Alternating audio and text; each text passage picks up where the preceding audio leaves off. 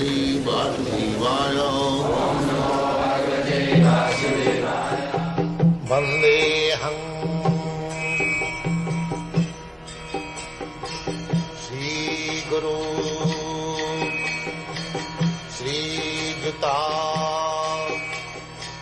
Padakamalam. Just like in the present life also, we enjoy the activities, the fruits of our activities. Suppose I am a businessman and I have worked very hard with intelligence and I have amassed a vast amount of bank balance. Now I am the enjoyer. Similarly, suppose I start in my business with a vast amount of money, I failed to make it successful, I lost all the money, so I am sufferer. So similarly in every field of our life, we enjoy the result of our work. This is called karma. So these things, Ishvara, Jiva, Prakriti, are the Supreme Lord, are the living entity, the material nature, the eternal time, and our different activities. These things are explained in the Bhagavad Gita. Now, out of these five, the Lord, the living entities, and the material nature and time, these four items are eternal. Now, manifestation of Prakriti may be temporary, but it is not false. Some philosophers say that this manifestation of material nature is false. But according to the philosophy of Bhagavad Gita, or according to the philosophy of the Vaishnavas, they do not accept the manifestation of the world as false. They accept that the manifestation is real, but it is temporary. It is just like a cloud takes place in the sky and the rainy season begins, and after the rainy season there are so many new green vegetation all over the field we can see. And as soon as the rainy season is finished, and then the cloud is vanquished, generally, gradually, all this vegetation dry up, and again the land becomes barren. Similarly, this material manifestation takes place at a certain interval.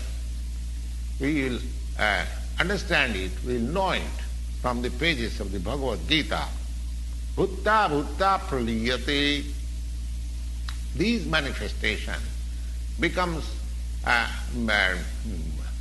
magnificent at a certain interval, and again it disappears. That is the work of the Prakriti. But it is working eternally. That Prakriti is eternal. It is not false. Because the Lord has accepted mama Prakriti, my Prakriti. Aparayam itastu vidhi me Prakriti para. Bhinna Prakriti. Bhinna Prakriti, apara Prakriti. This material nature is a separated energy of the Supreme Lord, and the living entities, they are also energy of the Supreme Lord, but they are not separated. They are eternally related. So the Lord, the living entity, the nature, material nature and time, they are all eternal. But the other item, karma, is not eternal. The effects of karma or activity may be very old. We are suffering or enjoying the results of our activities from a time immemorial. But still we can change the result of our karma or activity.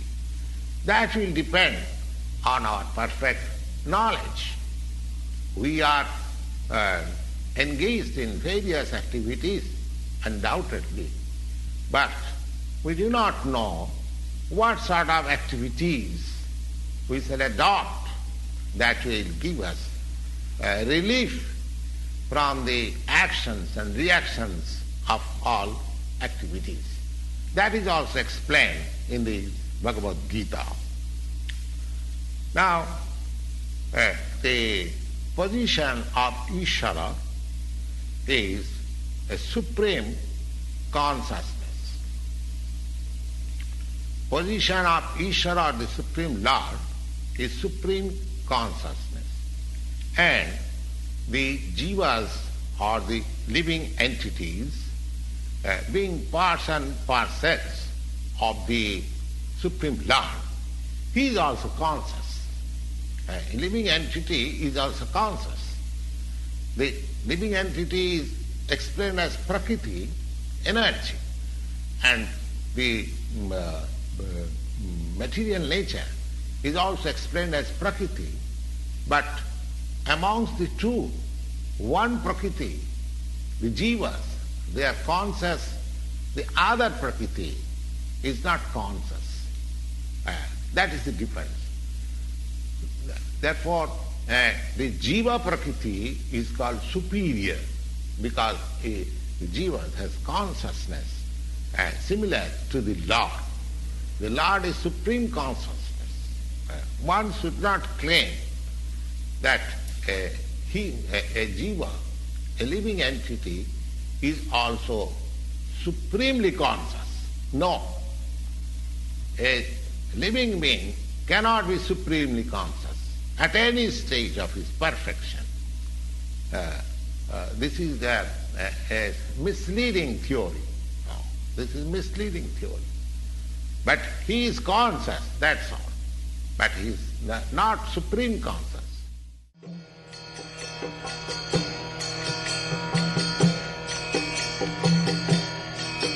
Hare Krishna, Krishna Krishna, Hare Hare, Hare